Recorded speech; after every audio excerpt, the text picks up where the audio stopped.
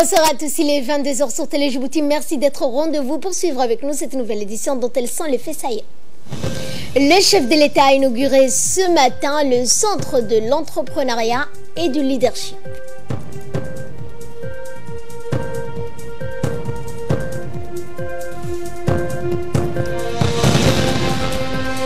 Et lancement officiel de la campagne pour les élections prévues le 23 décembre en République démocratique du Congo.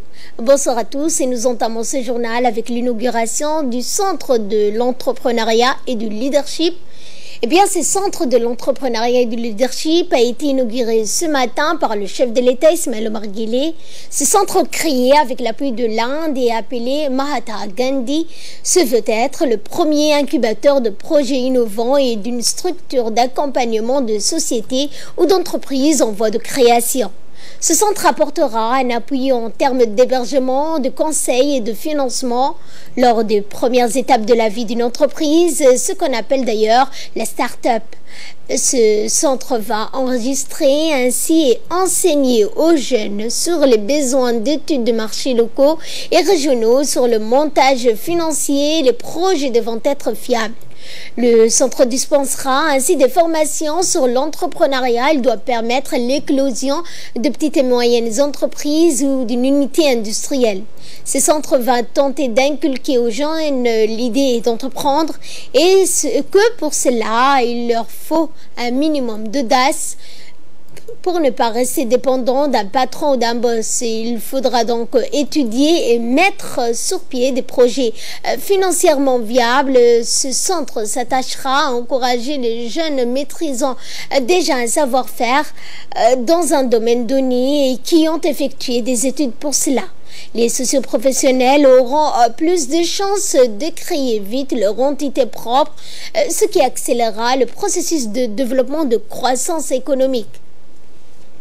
Eh bien, les capacités techniques de ces gestions de différents acteurs seront renforcées. L'inauguration de ce centre a vu la participation du Premier ministre Abdelkader Kamel Mohamed, du président de l'Assemblée nationale M. Mohamed Ali Ahmed, des membres du gouvernement, du Parlement, des hauts cadres de l'administration, des officiers supérieurs de l'armée et de la police, ainsi que de nombreux jeunes entrepreneurs. Eh bien, après les discours officiels, le président de la République a visité le nouveau centre de l'entrepreneuriat et du leadership. Le premier bâtiment est destiné à la robotique et à l'électronique, aux imprimantes en 3D, à la réalité virtuelle, aux drones, à l'intelligence artificielle. Nombre de spécialités sont proposées pour produire des inventions révolutionnaires, tirant parti des derniers développements dans les sciences et les nouvelles technologies.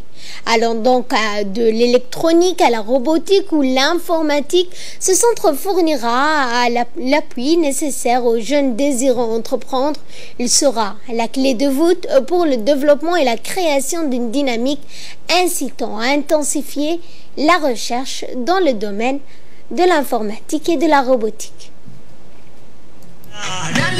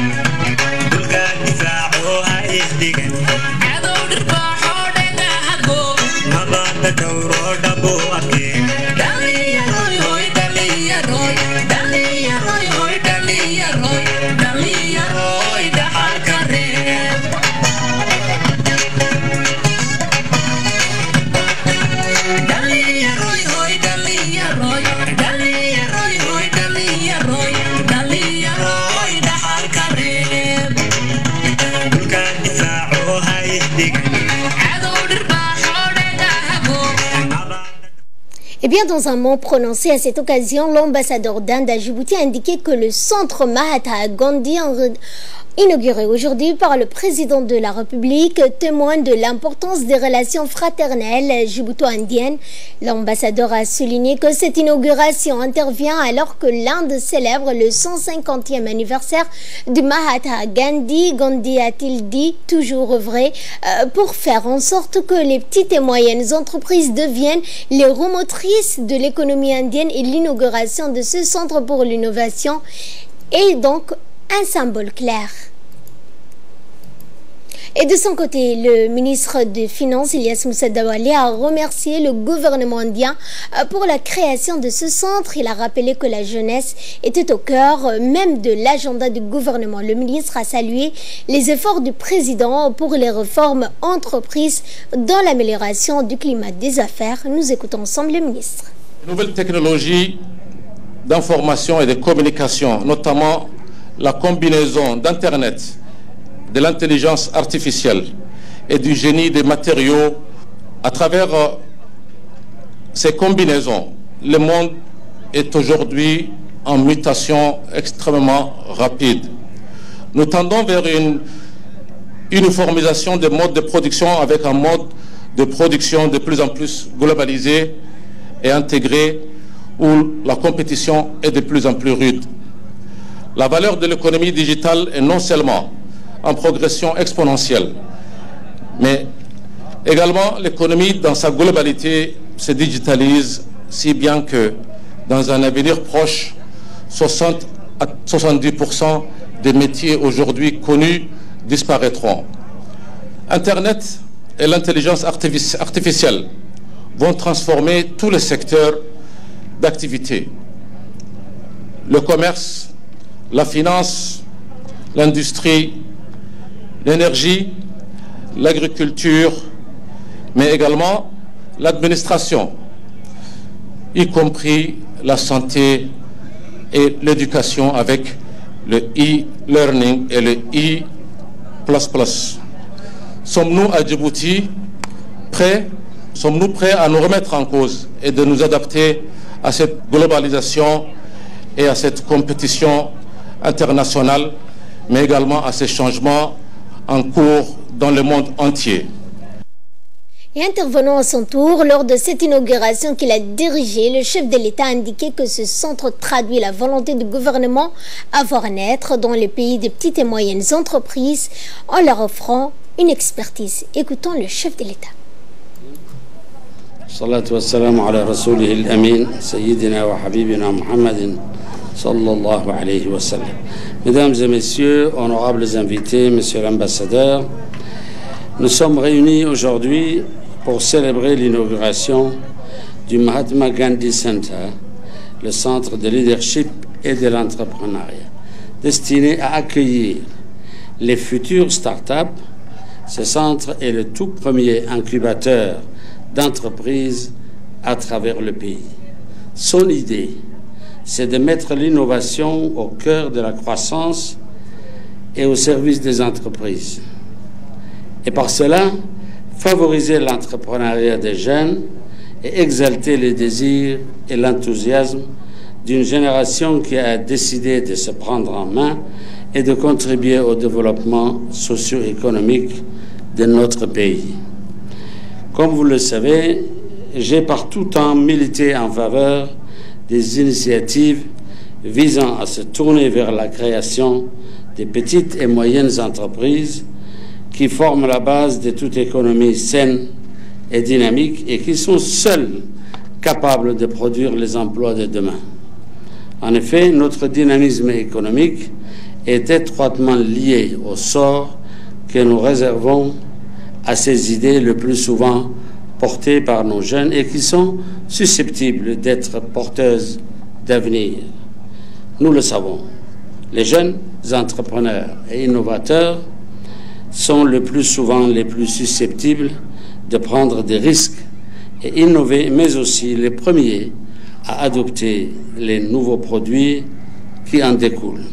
C'est pourquoi les incubateurs, en fournissant un espace et des ressources d'exploitation partagées, mais aussi des conseils de professionnels tels que des comptables, des consultants en marketing et des conseillers commerciaux associés au centre d'incubation et jouant le rôle de mentor, sont des précieux outils pour l'accompagnement des entreprises et donc leur viabilité. Ils jouent un rôle de tremplin pour les porteurs de projets qui sont souvent à la recherche d'une solution d'accompagnement intégrée et clé en main. Mesdames et messieurs, comme son nom l'indique, l'incubateur aide à faire grandir une idée jusqu'à ce qu'elle passe le cap de la gestation vers un produit qu'est l'entreprise. Il intervient donc dans une phase critique de la création d'entreprises. Et dans un second volet, le chef de l'État n'a pas manqué de remercier le gouvernement indien pour cet important appui. Très heureux et très enthousiaste que cet incubateur voit enfin le jour, car il était jusqu'à présent le chaînon manquant du dispositif d'aide à la création d'entreprises voulu par le gouvernement. Cependant, il y a un premier volet qui n'est pas à négliger et sans lequel ces idées florissantes ne pourront se concrétiser.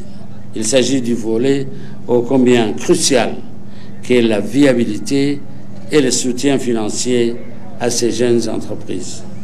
Là encore, l'incubateur joue un rôle clé, car en réunissant et en soutenant ces entreprises, il permettra d'assurer que les fondamentaux de leurs équilibres financiers soient assurés. J'entends par là que les services de l'incubateur permettront de constituer un bilan financier et comptable digne de ce nom et qui devra permettre à ses clients d'aller chercher des financements, mais aussi et surtout aux acteurs privés de pouvoir faire confiance et donc d'investir sous forme d'equity. Enfin, avec ce nouveau centre, les jeunes entrepreneurs trouveront un espace approprié pour leur mise en confiance, la valorisation de leurs projets et le maniement d'équipements de pointe, utilisant notamment la réalité virtuelle et l'intelligence artificielle. Mesdames et messieurs, en étant en mesure d'offrir l'écosystème favorable à même de faire éclore leur génie, les idées et les projets innovants, nos jeunes start-up pourront se distinguer parmi leurs pairs sur le continent africain et même rivaliser avec les pays développés. Les générations d'entrepreneurs qui, je l'espère, sortiront de ce centre d'incubation contribueront à la transformation de notre pays. Ces start-up développeront de nouveaux secteurs d'activité qui se présentent actuellement comme les plus dynamiques de l'économie mondiale. Pour toutes ces raisons, vous trouverez de ma part un soutien sans réserve. Enfin, je ne saurais conclure mes propos sans rendre un hommage particulier au gouvernement frère de l'Inde pour leur contribution à l'édification de ce complexe.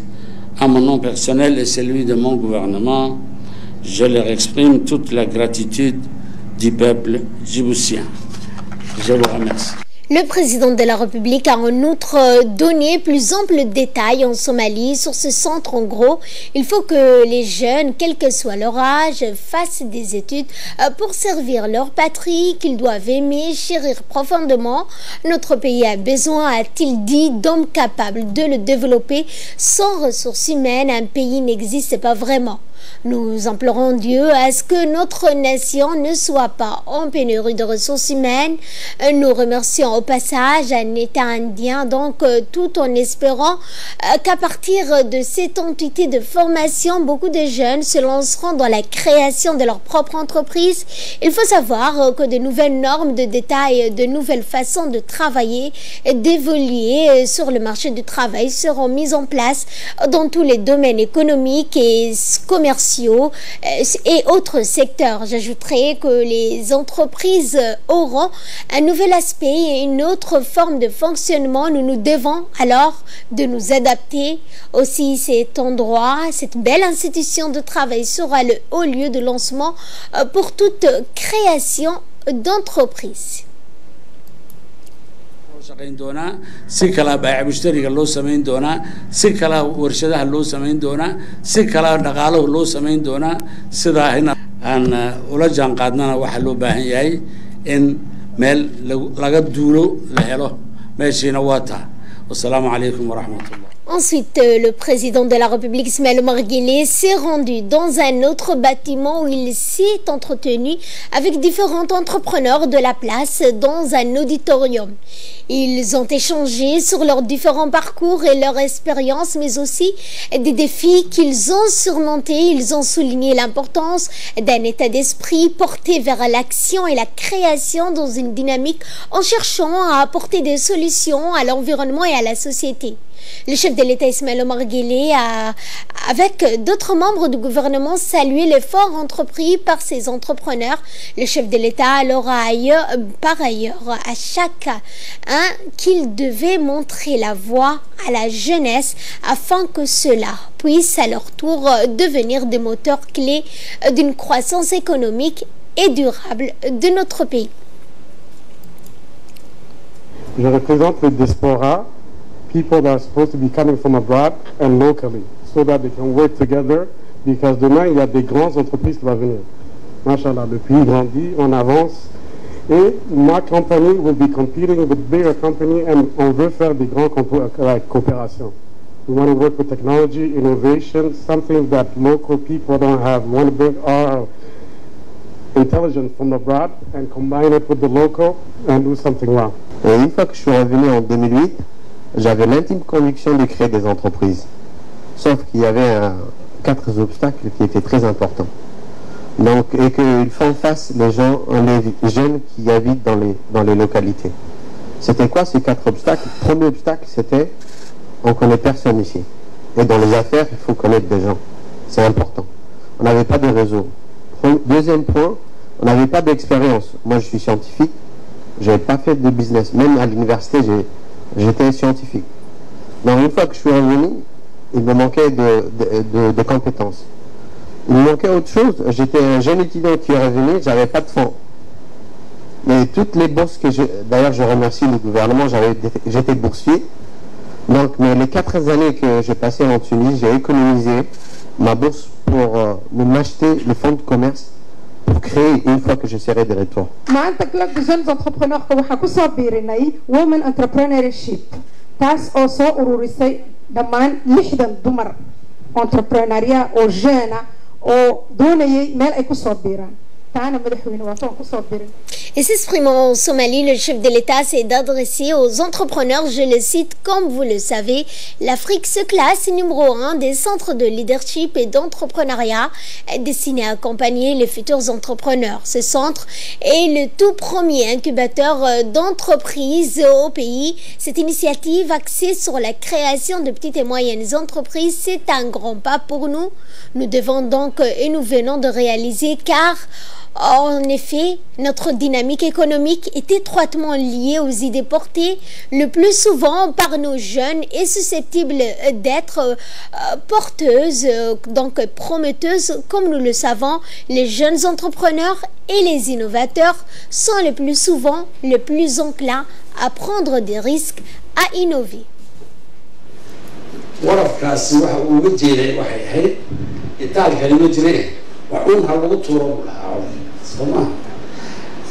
laakiin maanta waxaan leenahay yani tallaabo weyn baan qaadnay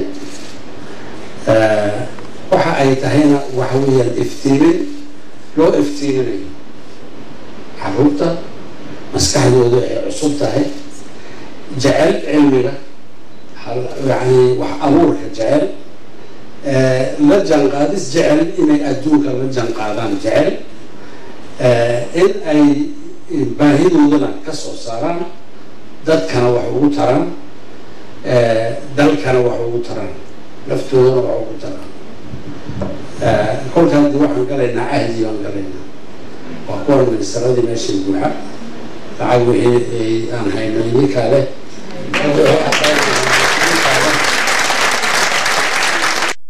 Suivons à présent ces quelques réactions de certains participants à cette cérémonie inaugurale du Centre de l'entrepreneuriat et de l'innovation. Nous sommes des ingénieurs sénégalais, c'est notre première fois en Djibouti et nous sommes là pour faire l'installation et innover le centre d'entrepreneuriat pour permettre aux jeunes djiboutiens de pouvoir profiter de la pointe top technologie du monde. Parce que tout le matériel que vous voyez là, c'est la dernière génération aux États-Unis et dans tous les pays africains qu'on a fait, c'est la première salle comme ça qu'on installe en Afrique. Donc le matériel est vraiment tout nouveau.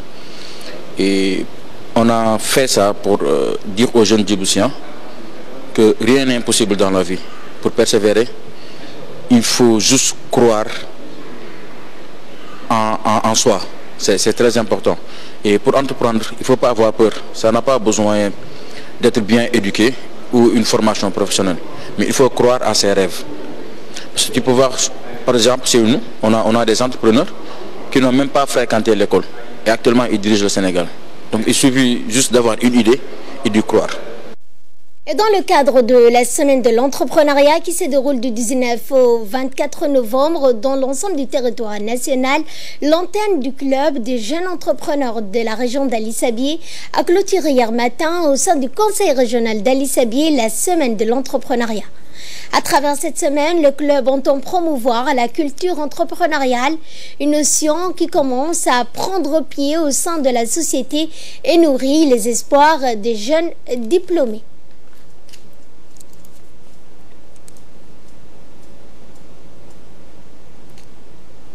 Et le Club des entrepreneurs djiboutiens célèbre la deuxième journée de la Semaine internationale de l'entrepreneuriat qui se déroule du 19 au 25 novembre. De ce fait, le Club de jeunes de Tadjoura a organisé donc une cérémonie dédiée à cette journée aux expositions des œuvres. À cet effet, les artistes ont présenté au grand public leurs magnifiques œuvres.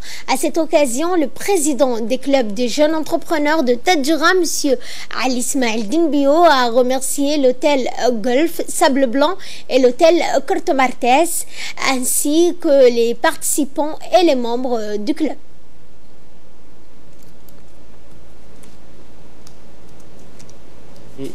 Leur travail. Donc aujourd'hui, nous sommes au CDC pour clôturer par une standing qui a été préparée depuis bien longtemps. Donc la journée a bien commencé, tous les entrepreneurs ont ramené leurs produits depuis hier soir. Également dans l'actualité, le 4e forum panafricain sur les migrations PAFOM 4 s'est clôturé hier après-midi au Palais du Peuple en présence du ministre de l'Intérieur Hassan Omar, coordinateur de la politique migratoire nationale. La conférence de 3 jours avait pour thème tirer parti des avantages du régime de la libre circulation des personnes pour le développement durable en Afrique. PAFORM a fourni une plateforme où les parties prenantes concernées par la migration en Afrique ont eu l'occasion d'échanger leurs réflexions autour des progrès réalisés jusqu'à présent dans la mise en œuvre du protocole de la libre circulation géographique l'INCOB. Objectif de cette cérémonie était de donner aux participants l'occasion d'évaluer les progrès accomplis afin donc et les avantages, les difficultés rencontrées par les États membres pour ratifier le protocole de la libre circulation en Afrique et d'élaborer des solutions à ce sujet. Et je vous propose de suivre à présent l'intervention du ministre de l'Intérieur, Hassan Omar Mohamed, qui est aussi le coordinateur de la politique migratoire. Les migrants vulnérables et les réfugiés dans nos territoires respectifs sont nos frères et sœurs qui cherchent une vie meilleure, loin de la pauvreté, de la famine, de l'exploitation et des persécutions. N'est-ce pas le désir de chacun d'améliorer ses conditions de vie? Et c'est notre responsabilité de chacun de nous de prendre des initiatives pérennes, améliorant les conditions de vie de nos frères et sœurs réfugiés, migrants vulnérables et sans oublier les populations hautes qui subissent le poids de la migration.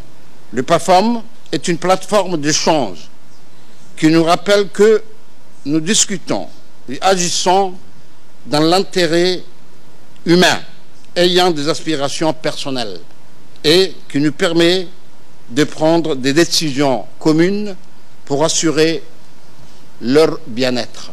Pour conclure, je remercie les 3 partenaires pour l'organisation de ce forum. J'ose enfin espérer que vous aurez le temps de visiter notre chaleureux pays, Djibouti, votre deuxième patrie, et quelques endroits uniques au monde, tels que le lac Assal, et vous souhaite un bon retour chez vous. Et notre ambassadeur en Arabie Saoudite, M. Diadine Saïd Bamakhrama, a été reçu au ministère des Affaires étrangères du Royaume d'Arabie Saoudite par son Excellence, le ministre délégué auprès du ministre des Affaires étrangères chargé des États africains, Dr M. Ahmed Qatan, afin de discuter des relations bilatérales et régionales, afin de discuter aussi de la coopération, en particulier la formation des cadres djiboutiens à l'Institut de l'aviation, ainsi que les liaisons aériennes entre les 2 pays frères. Et dans la soirée du 20 au 21 novembre, les équipes de la patrouille de surveillance maritime de la garde-côte djiboutienne et de la Marine nationale ont mené une opération conjointe qui a conduit à l'interpellation de 8 embarcations avec à leur bord un total de 50 membres d'équipage, dont 3 ressortissants djiboutiens et 47 ressortissants d'origine yéménite. Ces embarcations ont été donc immédiatement interceptées et escortées vers Djibouti. Cette opération conjointe témoigne du succès de la coopération entre nos 2 institutions qui unissent leurs efforts et leurs moyens humains et matériels pour prévenir de tels actes dans les eaux sous juridiction djiboutienne. L'enquête sur cette affaire a été confiée à la brigade des recherches d'investigation et des affaires judiciaires de la garde-côte. Et nécrologie pour clore l'actualité nationale, une grande dame, Feu Hasna Dabale Mohamed, nous a quitté aujourd'hui. La défunte Hasna Dabale est la veuve de l'ancien député d'Ileta Mohamed Arba, également la mère de l'ancien député Mohamed d'Ileta Mohamed. La défunte est morte à l'âge un âge très avancé. Elle était née en 1940. Elle laisse derrière elle une famille nombreuse. Des messages de condoléances ont été adressés à la famille de la défunte par l'actuel Premier ministre Abdelkader Kamel Mohamed, l'ancien Premier ministre d'Ileta Mohamed d'Ileta, le ministre de la décentralisation Hamadou Mohamed Aramis, notre ambassadeur en Allemagne Adan d'Ileta. Nous partageons la douleur de la famille endeuillée et prions le tout miséricordieux de l'accueillir dans son paradis éternel. Inna lillah wa inna ilayhi raji'un. Et de là, nous passons à ce qui domine l'actualité internationale avec Samatar Saïd. Bonsoir Samatar. Bonsoir Ferdous, bonsoir à vous. Et nous le disions donc en début de journal avec le lancement de ces élections en République démocratique du Congo qui aura lieu donc le 23 décembre. La campagne est lancée donc aujourd'hui même. Effectivement, Ferdous, la presse nationale et internationale a été invitée à se rendre à la résidence privée du chef de l'État de Kingati pour ce qui serait sa deuxième conférence de l'année. Les élections présidentielles, législatives et provinciales prévues le 23 décembre sont censées organiser la succession du président Kabila qui ne pouvait plus se représenter après la Constitution. Au total, Ferdous, 21 candidats sont en lice pour ce scrutin en majeur. La campagne électorale pour l'élection présidentielle terminera le vendredi 21 décembre à minuit, a rappelé la commission. Les réunions électorales s'étiennent librement sur l'ensemble du territoire national et les organisateurs, Ferdous, des manifestants rassemblés électoraux, veillent à leur bon déroulement. Les affiches de la campagne étaient visiblement visibles ce soir à Kinshasa, Ferdous.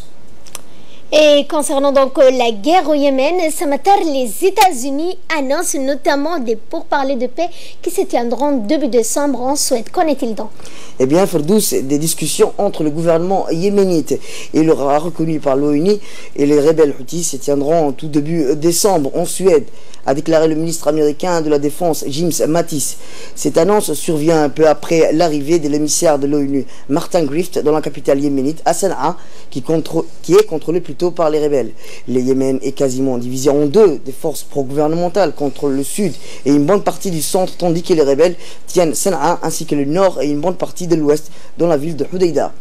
Pour favoriser les efforts de paix, les Houthis sont dit ouverts à une cessation des hostilités si la coalition pro-gouvernementale cesse Ferdous ses attaques. Le gouvernement du président Abdurrahman Mansour Hadi a d'ores et déjà annoncé sa participation aux consultations de paix, dont la date n'a pas encore été fixée. Les dernières pourparlers organisés sous l'égide de l'ONU à Genève en septembre avaient échoué, Ferdous. Et concernant ce matin, la période pro-Brexit, un accord provisoire vient d'être donc trouvé entre l'Union européenne et Londres. Eh bien, Ferdous, la lumière commence à pointer au bout du tunnel pour les négociateurs de l'Union européenne et du Royaume-Uni. Un accord provisoire a été conclu aujourd'hui. Il sera, Ferdous, sous forme d'un projet. La déclaration politique doit encore être valide lors d'un sommet. Ce texte qui sera joint au traité de retrait du Royaume-Uni. Les paramètres d'un partenariat ambitieux, large, approfondi et flexible en matière commerciale indiquent des politiques étrangères, de défense et de sécurité. Selon cet accord provisoire, la période de transition pourrait être prolongée jusqu'à 2 ans après fin 2020. De son côté, la chancelière allemande Angela Merkel parle de progrès, mais que beaucoup de discussions sont encore nécessaires pour parvenir à un compromis. La première ministre britannique Theresa May s'exprima dans la journée devant les députés à la Chambre des communes. Merci Samatel pour tous ces éclaircissements. Merci également à vous de nous avoir suivis. Excellente soirée et bon week-end à toutes et à tous.